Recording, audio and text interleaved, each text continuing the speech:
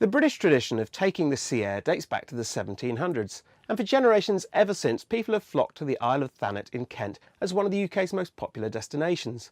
Now, foreign holidays have taken their toll on visitor numbers to the likes of Margate and Ramsgate, but I've come here to Birchington-on-Sea, to the Camping and Caravanning Club's Hawke Place site, to find out whether the British seaside holiday survives.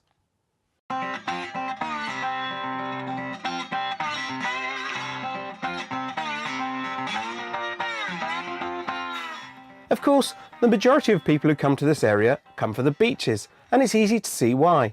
The sandy stretches at Birchington, Margate and Broadstairs in particular are inviting, even if the sea isn't so much at this time of year.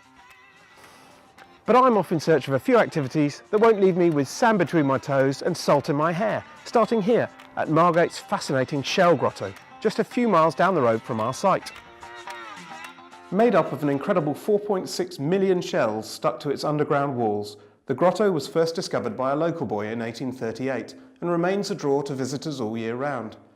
But perhaps its most interesting aspect is that no one really knows how it came to be here or when. The current custodian of the grotto is Sarah Vickery. Sarah, tell me, what are the various theories on who built this place and why?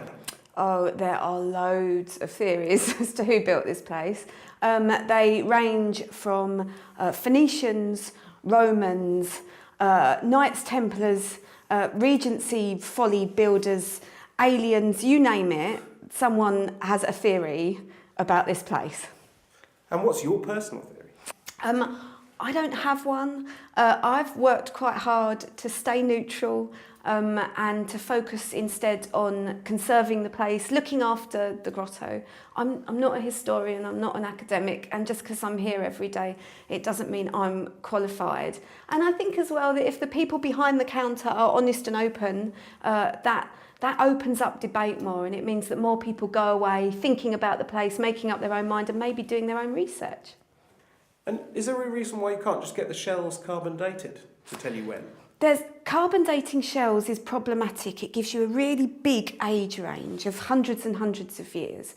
That's not to say that we couldn't try it, but we'd need to take a lot of samples just to mitigate against hitting repairs, because the Victorians certainly had some intervention down here, I would say. And it would cost a lot of money. I've taken the view that whilst we've still got conservation work to do, that takes precedence. And how did you come to be the owner of this amazing place?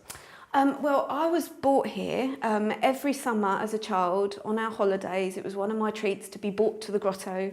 I have a collection of shell grotto bookmarks that I bought here when I was little. I saw that it was up for sale.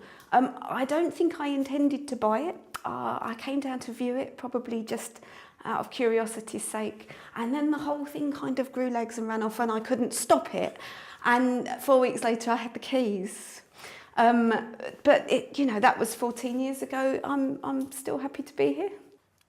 Put on the Buildings at Risk register in 1999, the grotto was declared safe in 2012 thanks to the efforts of Sarah and her team. Although there's still lots of work to do, it's great to know that this hidden gem will be there for future generations to wonder at. While the bright lights and arcades of Margate are enough for most holidaymakers, for one very special visitor, Broadstairs could not be bettered. Charles Dickens came here in his mid-20s, and the author fell in love with the place. So I've come to the Dickens House Museum to find out more. Lee Alt is the curator of the house today, and we're sitting in the very parlour where Dickens once sat to take tea. So Lee, what is it about Broadstairs that kept Dickens coming back year after year? He wrote to his friends, "Come to Broadstairs for the sun, the sea and the air." And what was his relationship with this house? Did he ever live here?